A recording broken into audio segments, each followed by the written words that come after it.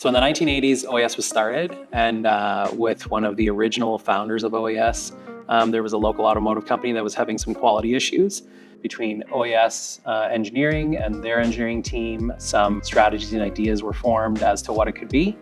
At that point in time, there was a lot of research and development that was going on with different technology that was available at the time to see if it could be identified and either A, solved, or B, detected. So the issue would be detected before it became expensive to eliminate from the process. Out of that, our original CFM was produced, crimp force monitor. And from there, that technology worked so well that other automotive companies started picking it up, and it spread essentially worldwide from there.